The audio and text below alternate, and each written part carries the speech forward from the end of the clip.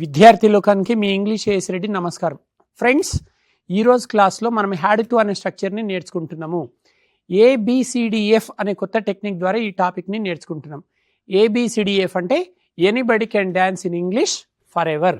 ఈ స్ట్రక్చర్ని ఇప్పుడు యూజ్ చేయాలంటే గతంలో ఏదైనా సరే ఒక పని చేయాల్సి వచ్చింది అని అంటుంటాం. చూడండి, had to is used to express a past necessity or obligation. అంటే గతంలో ఏదైనా సరే ఒక పని చేయాల్సి వచ్చింది అని మాట్లాడే సందర్భంలో ఈ స్ట్రక్చర్ వాడాలి. ఒకసారి సూత్రం చూద్దాం. Subject plus had to plus V1 plus extra words. Subject వెంటనే హ్యాడ్ టు తీసుకోవాలి, వర్బ్ యొక్క మొదటి రూపాన్ని తీసుకోవాలి, తర్వాత ఎక్స్ట్రా వర్డ్స్. అంటే హ్యాడ్ టు అనే స్ట్రక్చర్ వాడి మీరు ఎన్ని లక్షల వాక్యాలు రాసినా సరే వర్బ్ యొక్క మొదటి రూపాన్ని తీసుకోవాలి. హ్యాడ్ టు అంటే మీ మైండ్లో ఏముండాలి? గతంలో ఏదైనా సరే ఒక పని చేయాల్సి వచ్చింది. నేను లాస్ట్ ఇయర్ లండన్ వెళ్ళాల్సి వచ్చింది అంటాను.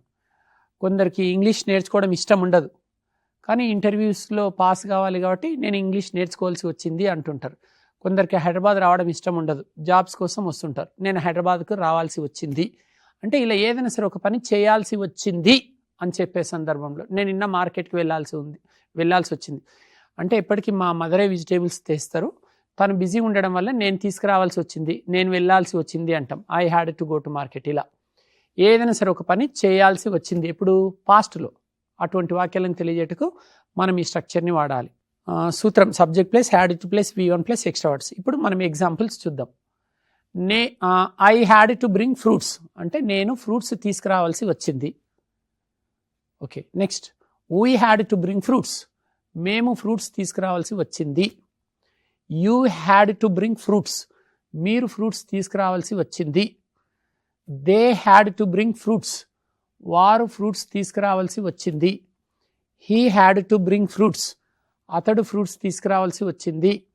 She had to bring fruits, ఆమె ఫ్రూట్స్ తీసుకురావాల్సి వచ్చింది.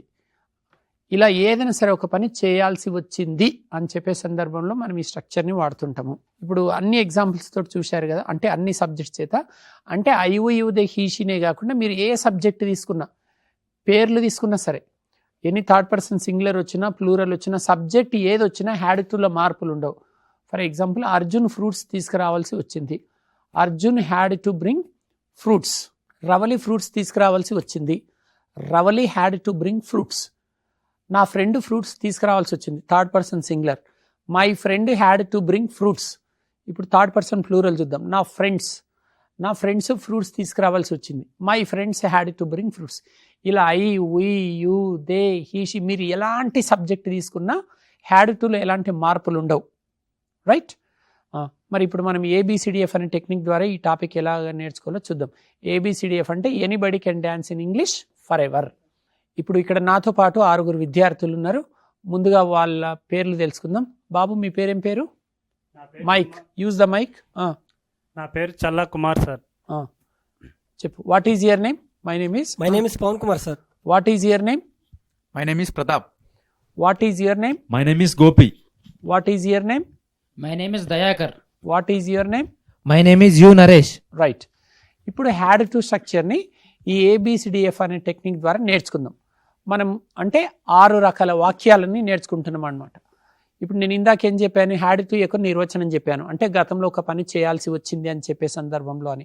తర్వాత సూత్రం చెప్పాను, subject plus had to plus V1 plus extra words అని. తర్వాత నేను I, we, you, they, he, she అని సబ్జెక్ట్స్ తీసుకుని ఎగ్జాంపుల్ చెప్పాను. ఇంతటితో అయిపోయిందని అనుకుంటుంటాం మనం చాలామంది. కాదు. అంటే ఓన్లీ పాజిటివ్లు మాత్రమే నేర్చుకోవడం జరిగింది. ఆ ఎక్స్ప్లెనేషన్లు ఓన్లీ పాజిటివ్లతోటి ప్రయోజనాలు ఉండవు. మనం చాలా డీప్గా నేర్చుకోవాలి ఈ టాపిక్ని ఈ టెక్నిక్ ద్వారా. అంటే ఇక్కడ 6 కనిపిస్తున్నాయి కదా, 6 లెటర్స్. ఈ 6 లెటర్స్ని 3 పార్ట్స్గా డివైడ్ చేద్దాం. పార్ట్ 1లో ఏ అండ్ బి, పార్ట్ 1లో ఏ అండ్ బి, పార్ట్ 1లో. పార్ట్ బిలో సి అండ్ డి, పార్ట్ 3లో ఈ అండ్ ఎఫ్. పార్ట్ 3లో ఏముంటాయంటే ఈ అండ్ ఎఫ్.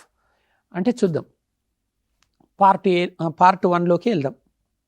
పార్ట్ 1లో ఏ ఉంది, బి ఉంది. ఏ అంటే పాజిటివ్ స్టేట్మెంట్స్, బి అంటే నెగిటివ్ స్టేట్మెంట్స్. అంటే ఈ హ్యాడ్ టు అనే స్ట్రక్చర్లో పాజిటివ్ వాక్యాలను ఎలా ఫ్రేమ్ చేయాలి, నెగిటివ్ వాక్యాలను ఎలా ఫ్రేమ్ చేయాలో చూడండి. సబ్జెక్ట్ యూ, నేను తెలుగులో చెప్తాను, మీరు ఇంగ్లీష్లో చెప్పండి బాబు. మీరు ఫ్రూట్స్ తీసుకురావాల్సి వచ్చింది. Mike. You had to bring fruits. You had to bring fruits. ఇది ఒక పాజిటివ్ స్టేట్మెంట్ అనమాట ఈ స్ట్రక్చర్లో.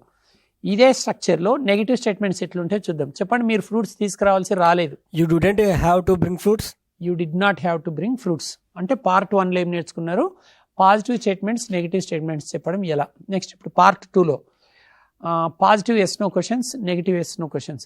మీరు ఫ్రూట్స్ తీసుకురావాల్సి వచ్చిందా, Did you have to bring the fruits? Did you have to bring fruits అంటే సరిపోతుంది.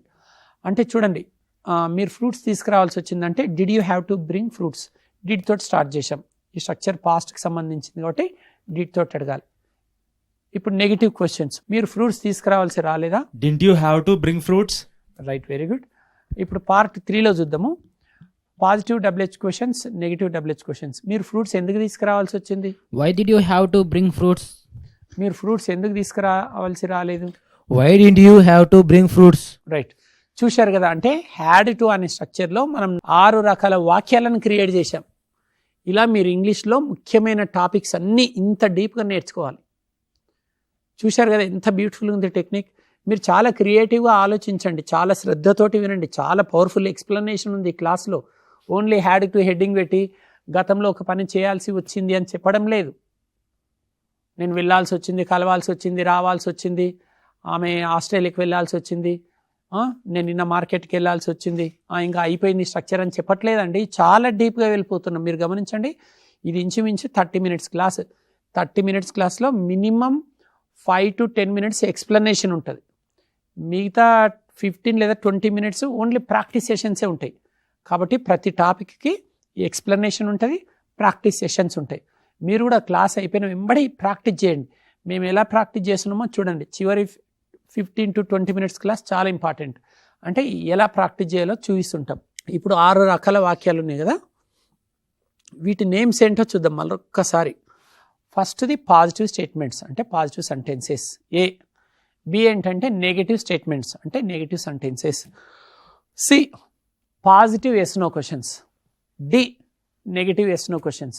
ఈ positive WH questions. F negative WH questions.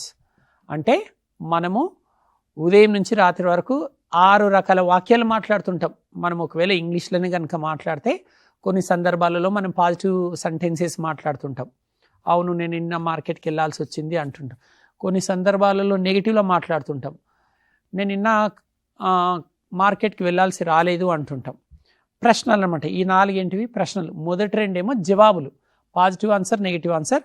చివరి 4 ఏమో ప్రశ్నలు అనమాట. ఇవేమో ఎస్ నో క్వశ్చన్స్, అవి డబ్ల్యూహెచ్ క్వశ్చన్స్.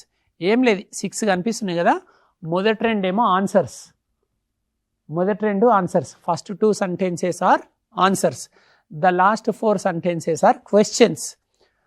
ఏం లేదు, మొదటి 2 ఆన్సర్స్, చివరి 4 క్వశ్చన్స్. అవి ఆన్సర్స్ అని తెలుసుకున్నారు, పాజిటివ్ ఆన్సర్ నెగిటివ్ ఆన్సర్. ఇవి క్వశ్చన్స్ కదా, 4 ఉన్నాయి. మరి 4ని మనం 2 partsగా డివైడ్ చేద్దాం. ఎస్ నో క్వశ్చన్స్ పార్ట్ 2లో ఉండేటివేమో ఎస్ నో క్వశ్చన్స్ అంటే positive yes no questions, negative yes no questions. చివరి పార్ట్ 3లోనేమో positive WH questions, negative WH questions. So ఇక్కడ మనం 2 రకాల ప్రశ్నలు నేర్చుకుంటున్నాం. ఎస్ నో క్వశ్చన్స్ నేర్చుకుంటున్నాము. వీటి రెండింటిని ఎస్ నో క్వశ్చన్స్ అంటారు, వాటి రెండింటిని డబ్ల్యూహెచ్ క్వశ్చన్స్ అంటారు.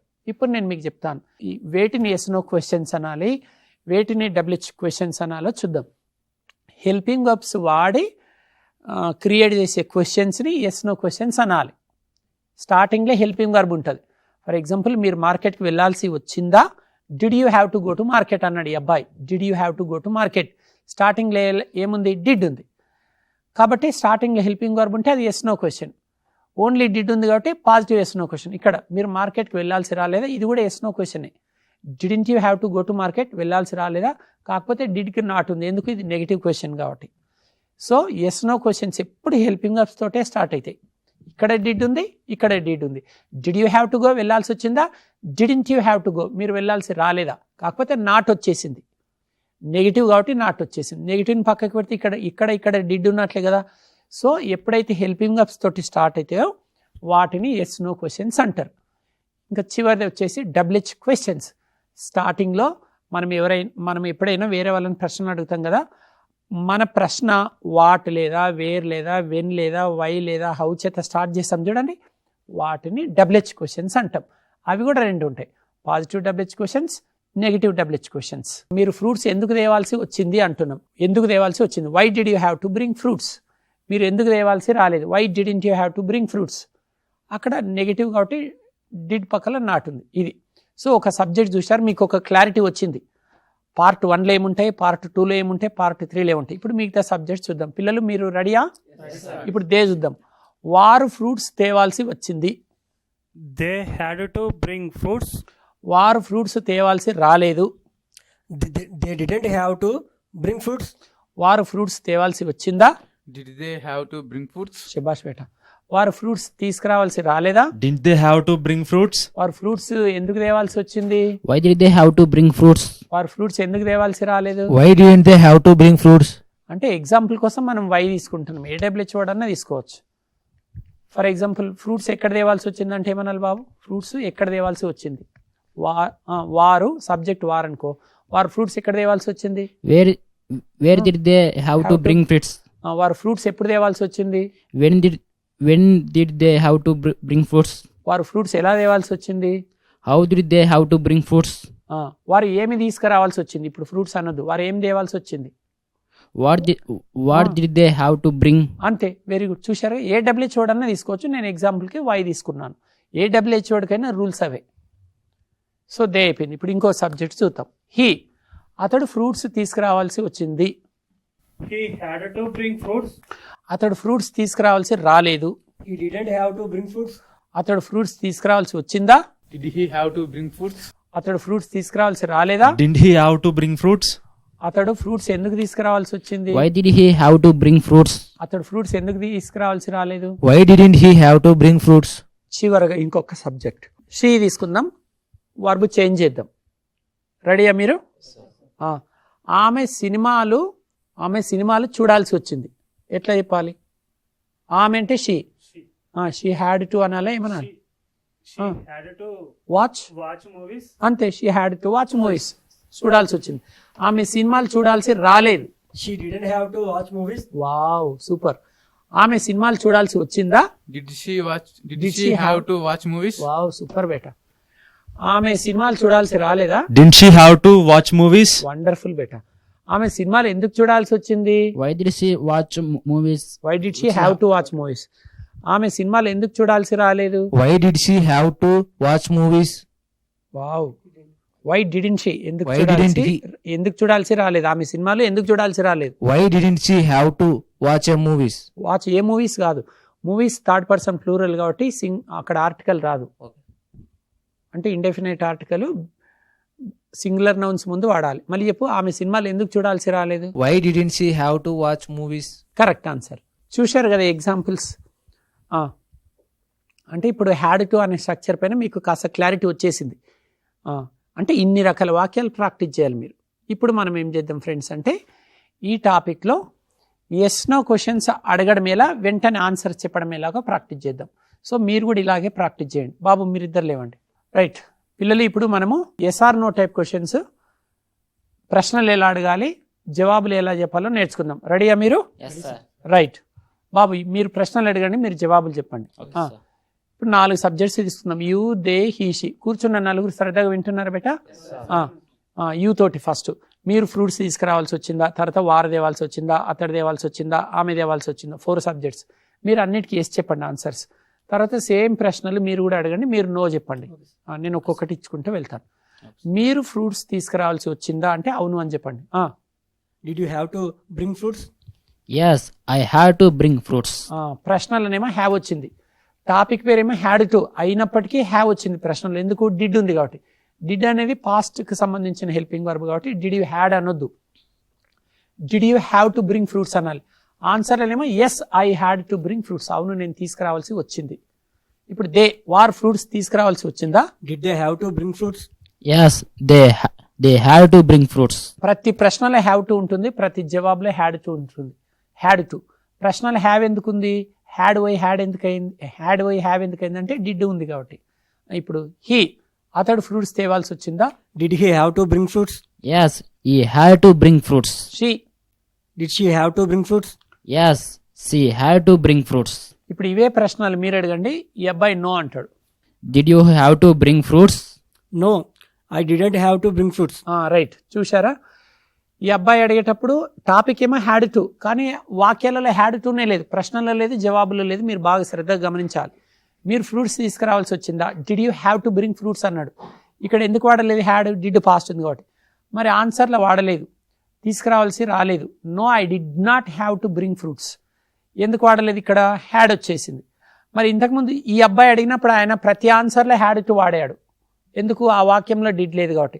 ఈ అబ్బాయి చెప్పే ప్రతి ఆన్సర్లో డిడ్ వచ్చింది కాబట్టి హ్యాడ్ టుని హ్యావ్ టు చేయాలి. Next subject. Did they have to bring fruits? No, they didn't have to bring fruits. He. Did he have to bring fruits? No, he didn't have to bring fruits. She. Did she have to bring fruits? No, she didn't have to bring fruits. Very good. So మీరు ఏం గమనించారు చెప్పండి? ప్రతి ప్రశ్నలో have టునే ఉంది. Topic had to అయినప్పటికీ బాగా గుర్తుపెట్టుకోవాలి. మీరు ఈ హ్యాడ్ టు అనే స్ట్రక్చర్ వాడి మీరు ఎదుటి వాళ్ళని ఎప్పుడైనా ప్రశ్నలు అడగాలనుకున్నారనుకోండి, అవి ఎస్ నో క్వశ్చన్స్ అయినా పర్లేదు, డబ్ల్యూహెచ్ క్వశ్చన్స్ అయినా పర్వాలేదు, ప్రశ్నలో మాత్రం హ్యావ్ టు ఉండాలి. ఎందుకంటే మీరు అడిగే ప్రతి ప్రశ్నలో అది ఎస్ నో క్వశ్చన్ అయినా డబ్ల్యూహెచ్ క్వశ్చన్ అయినా డిడ్ అనే హెల్పింగ్ వర్బ్ వాడుతున్నారు కాబట్టి హ్యావ్ టు ఉండాలి. ఆన్సర్లు లేదు, వేరే వాళ్ళే మిమ్మల్ని అడుగుతున్నారనుకోండి ప్రశ్నలు, వాళ్ళు ఎస్ నో క్వశ్చన్స్ అడిగినప్పుడేమో మీరు ఎస్ చెప్తే హ్యాడ్ టు వాడండి, నో చెప్తేనేమో హ్యావ్ టు వాడండి. ఇప్పుడు డబ్ల్యూహెచ్ క్వశ్చన్స్ చూద్దాం. మీరు అడగండి ఈ అబ్బాయిని, మీరు ఏమి తీసుకురావాల్సి వచ్చింది, వారు ఏమి తీసుకురావాల్సి వచ్చింది, అతడు ఏమి తీసుకురావాల్సి వచ్చింది, ఆమె ఏమి తీసుకురావాల్సి వచ్చింది. ఫ్రూట్స్ అని చెప్పండి. మీరు అన్ని సబ్జెక్ట్స్కి ఫ్రూట్స్ అని చెప్పండి. అడగండి, మీరు ఏం తీసుకురావాల్సి వచ్చింది. What did you have to bring? I had to bring the fruits. Okay. వారేం తీసుకురావాల్సి వచ్చింది. What did they have to bring? They had to bring the fruits. అతడేం తీసుకురావాల్సి వచ్చింది. What did he have to bring? He had to bring the fruits. ఆమె ఏం తీసుకురావాల్సి వచ్చింది. What did she have to bring? She had to bring the fruits. Very good.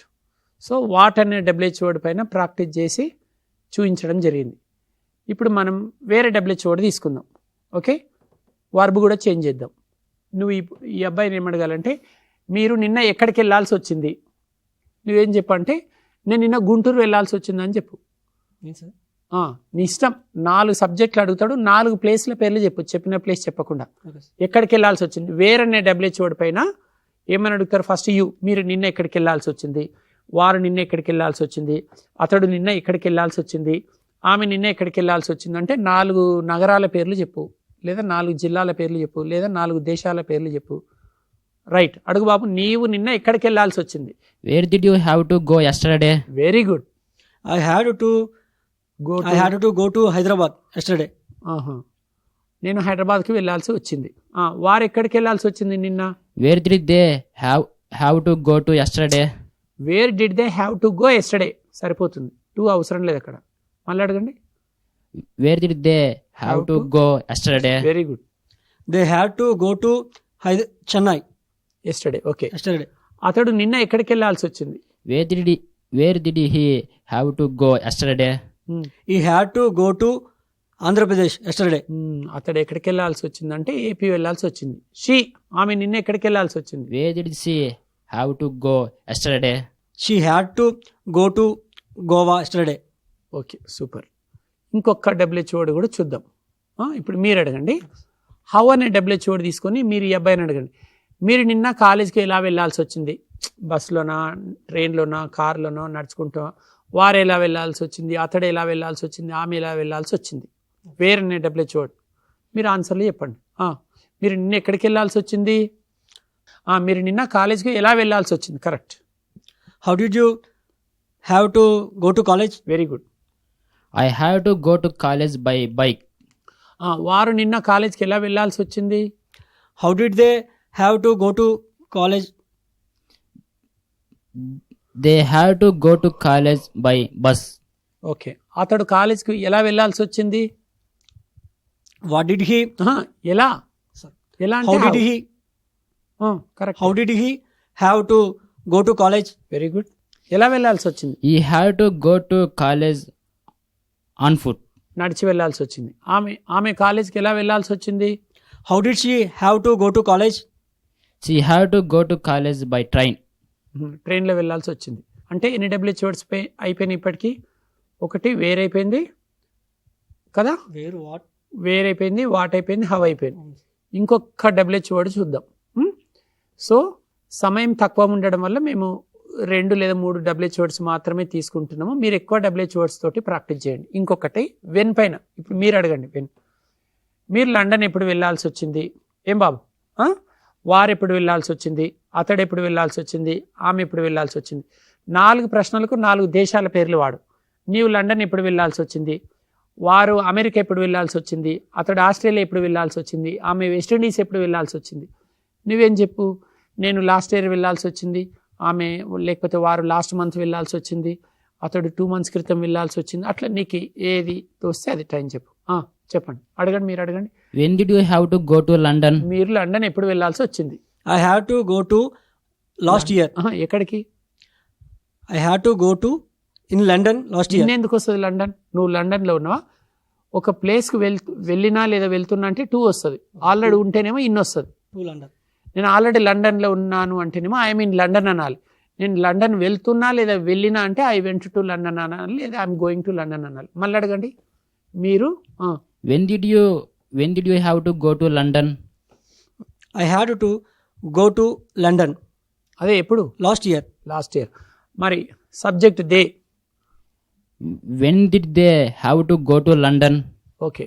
They had to go to London next month. ఓయ్, wrong answer. Next month ఎట్లయితుంది? Had to అనేది past structure కదా బేటా. మంచి పని చేసావు, చూశారు కదా. Last month. ఇప్పుడు ఈ అబ్బాయి కన్ఫ్యూజ్ అయ్యి పాస్ట్ చెప్పేటప్పుడు పాస్ట్కి బదులుగా ఫ్యూచర్ టైం మెన్షన్ చేసిండు. ఏం పర్వాలేదు లేండి, వాళ్ళు ఏమనుకోరు, మీరు నేర్చుకుంటున్నారు కదా. రైట్, చాలా మంచి ఛాన్స్ ఇచ్చావు నాకు, golden chance. So had to అనేది ఓన్లీ పాస్ట్కి సంబంధించింది. పాస్టే. అడుగు, మళ్ళీ అడుగు. When did they have to go to London? They had to go to London last week. London last week. London Anu. They had to go to London last week. అతడు ఇప్పుడు వెళ్ళాల్సి వచ్చింది London? When did he have to go to London? Last He had to go to London last year. Okay. She, ఆమె ఎప్పుడు వెళ్ళాల్సి వచ్చింది? When did she have to go to London? She had to go to London last week. Very good, కూర్చోండి బేట, చక్కగా అడిగారు. So ఇప్పుడు మీరు ఏం చేయాలి ఫ్రెండ్స్ అంటే, టాపిక్ ఆల్మోస్ట్ అయిపోయింది.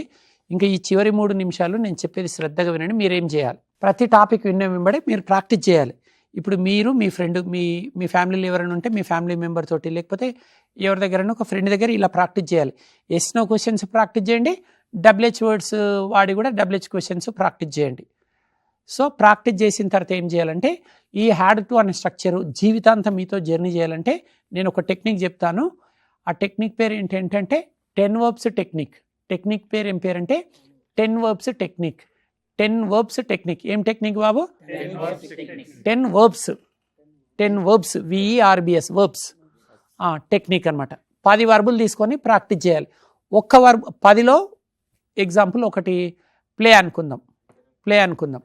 Example play. మీరు 10 verbs టెక్నిక్ అని హెడ్డింగ్ పెట్టండి. 10 verbs అని రాసి అందుట్లో నెంబర్ 1 ఎగ్జాంపుల్ ప్లే అనుకుందాం. ప్లే రాసి నెంబర్ 1 ప్లే రాసి అండర్లైన్ చేయండి. అండర్లైన్ కింద ABCDEF అని వర్టికల్గా రాయండి, టాప్ టు బాటమ్. అంటే 6 రకాల వాక్యాలు తయారు చేయాలి. ప్లే కదా, ఫర్ ఎగ్జాంపుల్ ఏదైనా ఒక సబ్జెక్ట్ యూ అనుకుంది. You had to play tennis, మీరు టెన్నిస్ ఆడాల్సి వచ్చింది. You did not have to play tennis, మీరు టెన్నిస్ ఆడాల్సి రాలేదు. Did you have to play tennis, మీరు టెన్నిస్ ఆడాల్సి వచ్చిందా. Didn't you have to play tennis, మీరు టెన్నిస్ ఆడాల్సి రాలేదా. Why did you have to play tennis, మీరు టెన్నిస్ ఎందుకు ఆడాల్సి వచ్చింది. Why didn't you have to play tennis, మీరు టెన్నిస్ ఎందుకు ఆడాల్సి రాలేదు. Why didn't you have to play అంటే నేను ప్లే తీసుకొని 6 వాక్యాలు తయారు చేసాను కదా, మీరు మిగతా 9 verbs కూడా తీసుకొని ఇలాగే ప్రాక్టీస్ చేయండి. అంటే ఒక్క వర్బ్ పైన 6 వాక్యాలు, 10 verbs కాబట్టి 60 sentences. అంటే ఇలా 20 సార్లు విని 60 సార్లు కనుక ప్రాక్టీస్ చేస్తే జీవితాంతం గుర్తుంటుంది ఈ టాపిక్. సో నేను ఇప్పుడు మీకు ఒక 6 తెలుగు వాక్యాలు ఇస్తాను, వీటిని ఇంగ్లీష్లో ట్రాన్స్లేషన్ చేయండి. టీవీలో చూసే వాళ్ళేమో రఫ్లో రాసుకోండి. ఎవరైతే యూట్యూబ్లో చూస్తున్నారో కామెంట్ బాక్స్లో పోస్ట్ చేయండి. నేను తెలుగు వాక్యాలు చెప్తాను. ఆమె విజయవాడ వెళ్ళాల్సి వచ్చింది. ఆమె విజయవాడ వెళ్ళాల్సి రాలేదు. ఆమె విజయవాడ వెళ్ళాల్సి వచ్చిందా. ఆమె విజయవాడ వెళ్ళాల్సి రాలేదా. ఆమె విజయవాడ ఎందుకు వెళ్ళాల్సి వచ్చింది. ఆమె విజయవాడ ఎందుకు వెళ్ళాల్సి రాలేదు. ఈ 6 తెలుగు వాక్యాలను ఇంగ్లీష్లోకి ట్రాన్స్లేషన్ చేయండి. రైట్. సో ఇంతటితో ఈ క్లాసు ముగిస్తున్నాము. మేము అందరం చేసిన ఈ ప్రయత్నం ఫలించిందని, ఈ టాపిక్ పైన మీకు మంచి అవగాహన కలిగిందని ఆశిస్తూ ఇంతటితో సెలవు తీసుకుంటూ ఇట్లు విద్యార్థి బృందం మరియు మీ ఏఎస్ రెడ్డి. నమస్కారం.